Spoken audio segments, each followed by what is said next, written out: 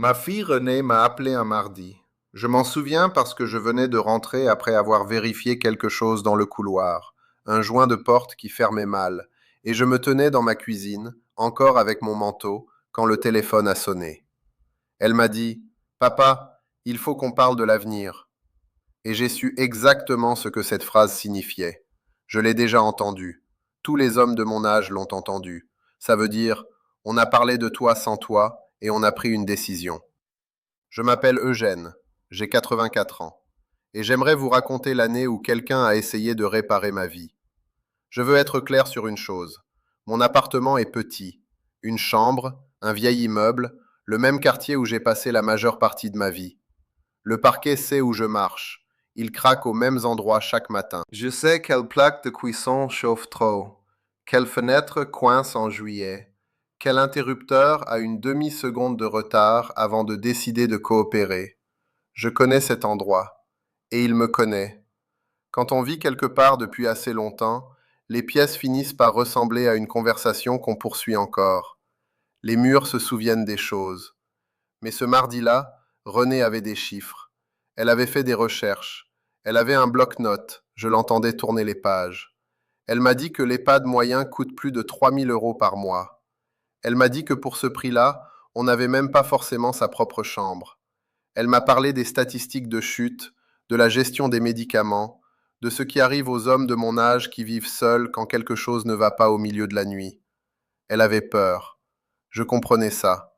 Ce que je ne comprenais pas, c'est pourquoi elle avait déjà décidé de la réponse avant de m'appeler. Nous pensons qu'il est temps d'envisager un établissement spécialisé, a-t-elle dit.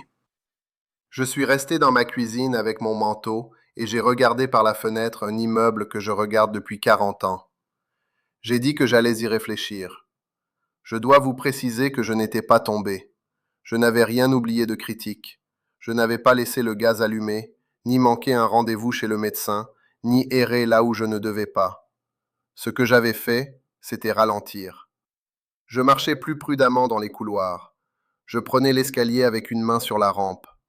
J'acceptais que le corps, à 84 ans, ne s'intéresse plus à votre emploi du temps. Mais ralentir, ça se remarque, surtout par ceux qui vous aiment et qui ont peur. Alors j'y ai réfléchi. J'y ai réfléchi pendant 2 semaines. Et puis j'ai fait une erreur dont j'ai mis presque 1 an à me remettre. J'ai dit oui. L'établissement était à 40 minutes de la ville. Renee l'avait visité en premier et me l'avait décrit comme on décrit un hôtel pour essayer de convaincre quelqu'un qu'il va lui plaire. Des tapis propres, un jardin où l'on peut se promener par beau temps, des activités l'après-midi, un personnel qui semblait vraiment dévoué. J'ai emménagé avec 2 cartons et une lampe que je ne pouvais pas laisser derrière moi, un lampadaire que Lorraine avait choisi il y a des décennies, un socle en laiton, un abat-jour crème. Elle avait des avis très précis sur l'éclairage. Elle disait que les plafonniers donnaient à tout un air d'institution. J'ai posé la lampe dans le coin d'une chambre que je partageais avec un homme nommé Hubert, qui laissait la télévision allumée de 7 heures du matin jusqu'à ce qu'il s'endorme à 9 heures du soir. Hubert n'était pas méchant. Il était simplement là depuis assez longtemps pour ne plus remarquer le volume. La télévision était sa compagnie. Je comprenais ça aussi. Mais voici ce que personne ne m'avait dit. Personne ne m'avait dit que les journées là-bas avaient une architecture précise. Petit déjeuner à heure fixe. Déjeuner à heure fixe. Dîner à heure fixe. Lumière tamisée à 20h30. Tout était programmé comme si le personnel gérait un bâtiment, pas une collection de vie. Je ne dis pas ça avec amertume.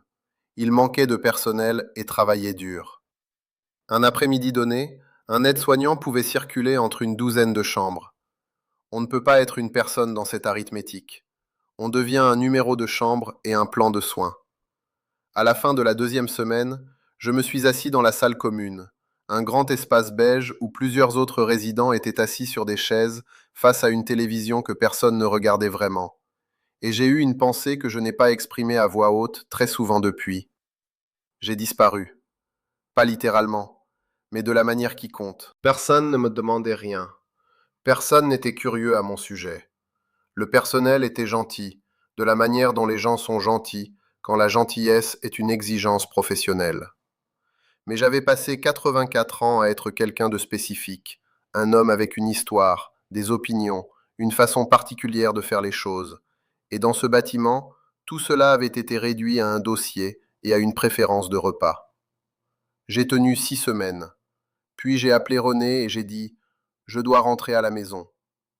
Elle est venue me chercher un samedi. Elle n'a pas discuté. Je pense qu'elle avait eu ses propres doutes. Dans la voiture, sur le chemin du retour, elle est restée silencieuse pendant un long moment.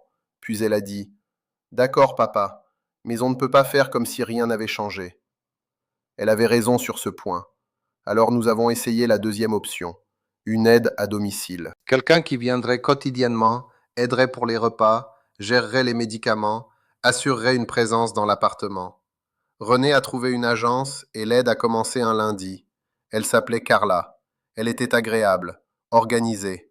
Le deuxième jour, elle a réorganisé ma cuisine pour que tout soit plus accessible, ce qui signifie que j'ai passé une semaine à chercher des objets qui n'étaient plus là où je les mettais depuis 30 ans. J'ai essayé de ne pas en faire un problème. Je sais que ma façon de faire n'est pas la seule, je le sais. Mais Carla a été remplacée après un mois par une femme nommée Sandra, parce que Carla avait trouvé un autre poste mieux payé. Sandra a été remplacée après 3 semaines par un jeune homme nommé Terence, qui était tout à fait capable, mais qui est arrivé en retard 2 fois la première semaine et m'a appelé une fois mon grand, d'un ton qui m'a donné l'impression d'être un chien qu'on promène. Je ne dis pas que c'était des gens mauvais. Je dis que chaque fois que quelqu'un de nouveau franchissait ma porte, je devais me réexpliquer. Où étaient les médicaments? Comment je prenais mon café? Ce que le petit ménage signifiait pour moi par rapport à ce que cela signifiait pour eux. C'était comme être interviewé pour ma propre vie, à répétition, par des gens qui avaient d'autres endroits où aller. Cela va paraître ridicule, mais au bout de la deuxième semaine de Terence, il a trouvé la lampe en laiton et a demandé si c'était quelque chose que je voulais donner, comme si c'était un encombrant. J'ai dit: Petit, cette lampe ne va nulle part. Il a hoché la tête et n'en a plus jamais parlé. Mais je suis resté avec cette interaction plus longtemps qu'il n'était probablement raisonnable. Certaines choses ont un poids qui n'est pas visible pour les autres.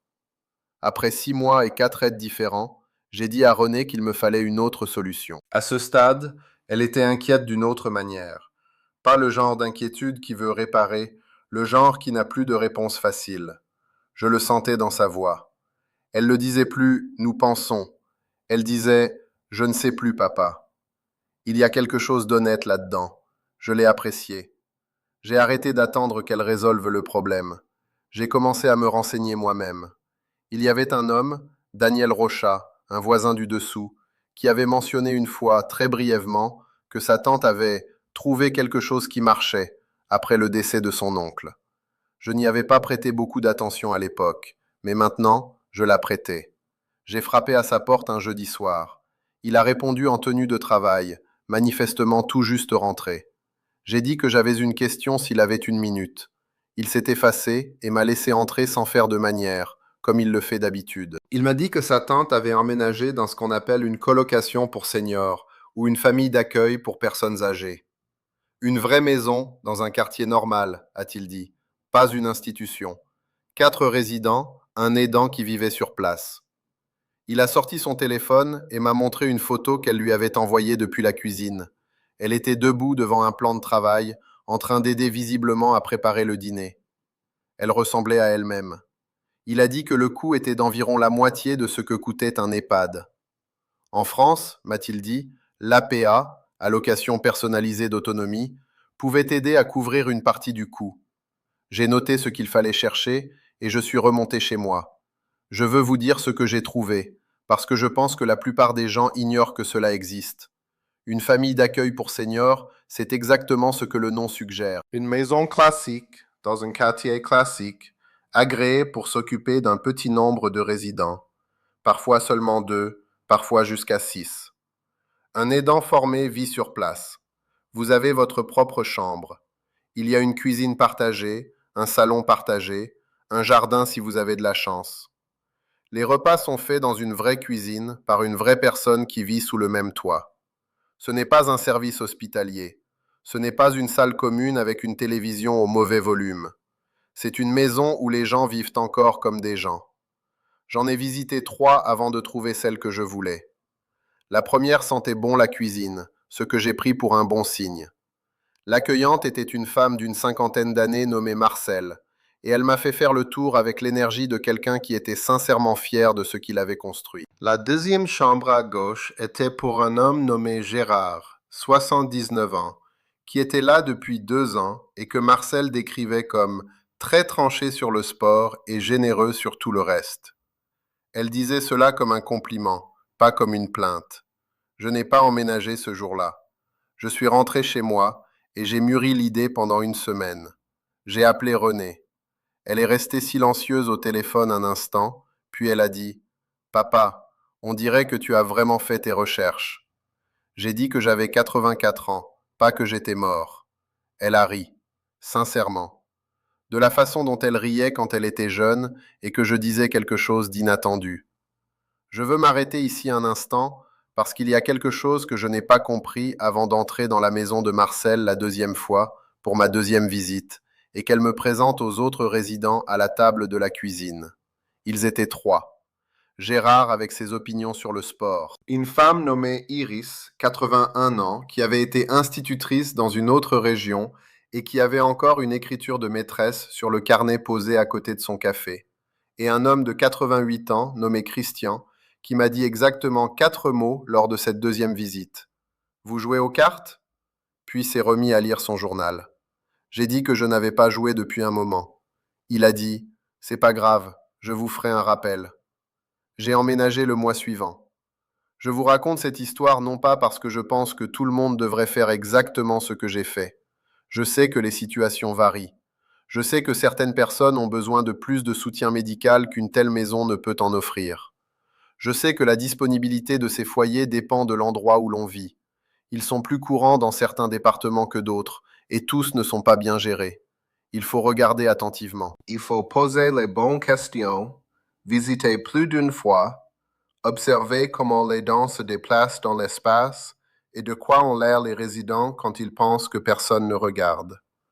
Mais ils existent, et la plupart des gens ne le savent pas. Je ne le savais pas. Ce que je sais maintenant, c'est qu'il y a une différence entre être soigné et être géré. La maison de retraite me gérait. Le défilé des aides à domicile, sans que ce soit leur faute, me gérait principalement. La maison de Marcel a pris soin de moi. Et la différence réside dans quelque chose qui est très difficile à quantifier et très facile à ressentir. Cela réside dans le fait que quelqu'un dans le bâtiment soit réellement curieux de savoir qui vous étiez avant de devenir vieux. Gérard m'a raconté un jour, au dîner, une action décisive qu'il avait faite au football au lycée, ça devait être en 1963, avec un niveau de détail qui suggérait qu'il l'avait rejoué des milliers de fois. Marcel écoutait comme si elle ne l'avait jamais entendu, même si elle l'avait certainement déjà entendu. Christian a levé les yeux au ciel dans ma direction, mais avec douceur. Iris a dit « Gérard, tu l'as mérité cette histoire. Raconte-la autant de fois que tu veux. » C'est une petite chose, ce n'est pas du tout une petite chose. L'autre chose que je veux mentionner, parce que je pense que cela mérite d'être dit, c'est l'argent.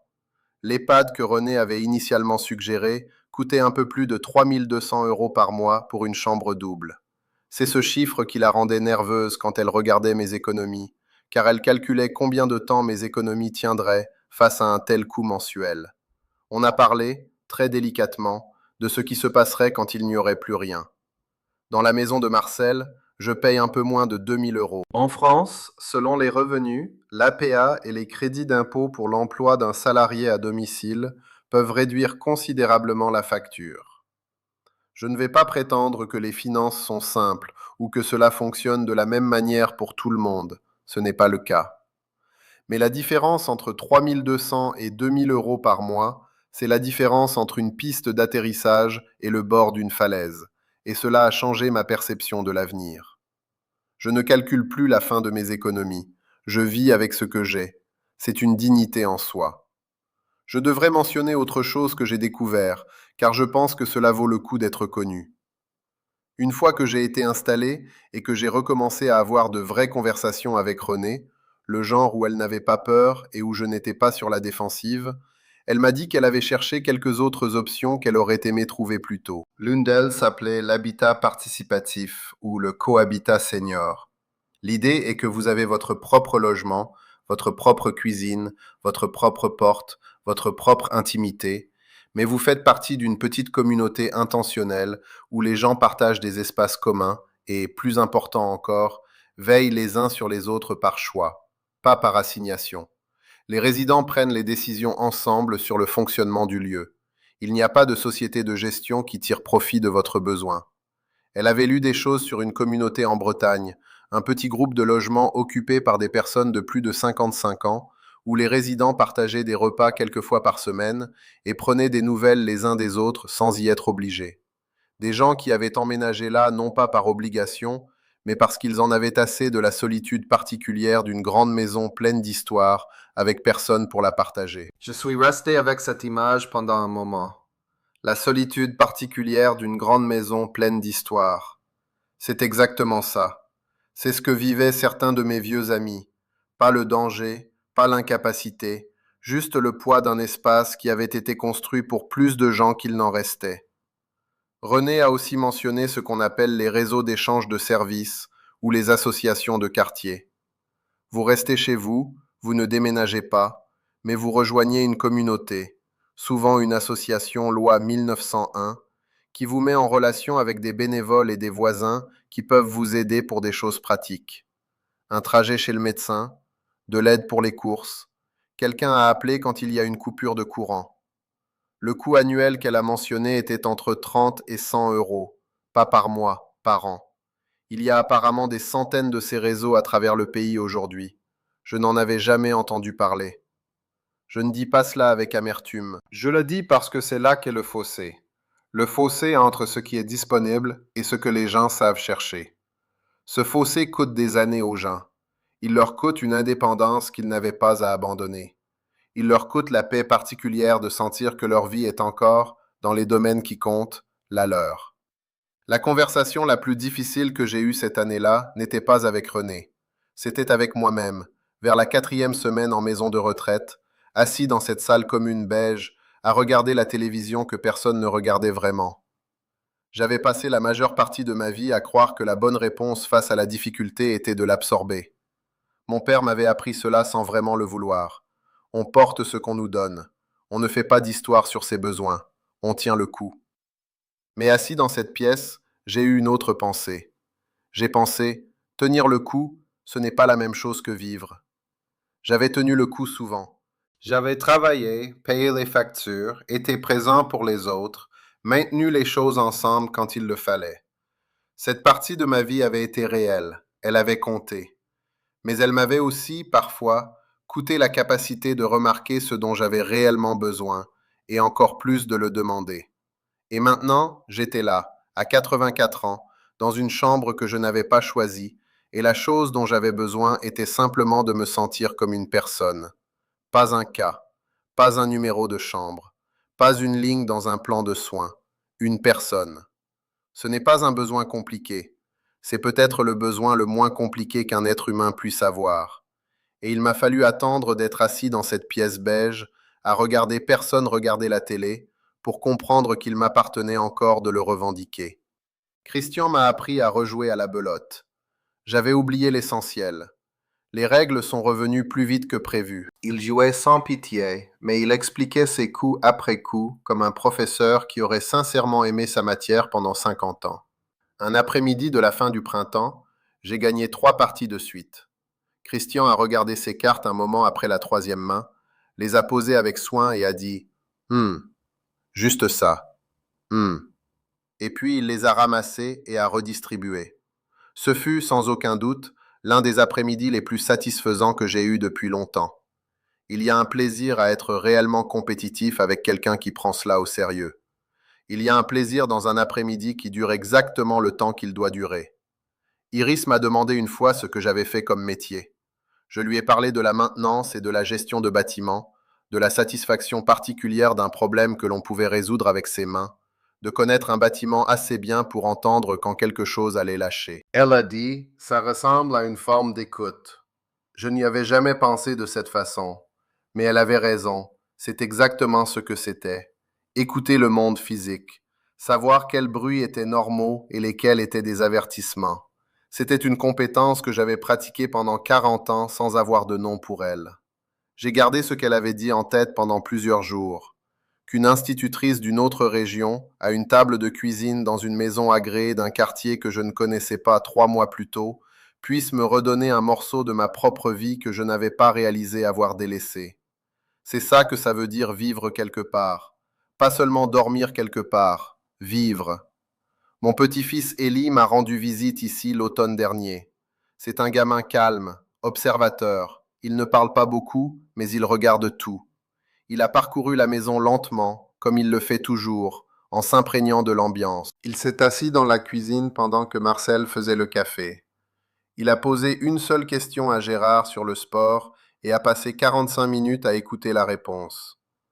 Quand nous sommes sortis après, il est resté silencieux un moment, puis il a dit « Grand-père, tu as l'air d'être toi-même ici. » Je lui ai demandé ce qu'il voulait dire. Il a dit « Je ne sais pas, tu as juste l'air d'être toi. » 84 ans. J'ai survécu à la plupart des gens qui m'ont connu quand j'étais jeune. J'ai porté des choses que j'ai déposées trop tard, dit des choses que j'aurais dû dire autrement, gardé le silence dans des moments qui méritaient une parole. Il y a une longue liste, si je veux la regarder, des façons dont je n'ai pas été à la hauteur. Mais mon petit-fils a marché dans une maison que j'avais trouvée par moi-même, avec une lampe dans le coin que Lorraine avait choisie parce qu'elle avait des opinions sur la lumière, et il a dit que j'avais l'air d'être moi-même. Je prends ça, je le prends volontiers. 62 ans de matin, 2 000 € au lieu de 3 200. Un homme nommé Christian qui dit « quand on le bat aux cartes. Une institutrice nommée Iris qui peut vous redonner un mot pour quelque chose que vous avez toujours fait. Des choses petites, spécifiques, ordinaires. Je ne sais pas à quoi je m'attendais pour la fin de ma vie. Sans doute quelque chose de plus résolu que cela, de plus achevé. Mais elle continue de bouger, et je continue d'être surpris par ce qu'elle contient encore. Si vous êtes resté avec moi aujourd'hui, merci. Je sais que certaines choses que j'ai dites habitent peut-être votre esprit d'une manière qui demande du temps. C'est normal. Prenez le temps. Si vous voulez tirer une chaise à nouveau un de ces jours, je serai là. Cliquez sur s'abonner. Je serai heureux de votre compagnie.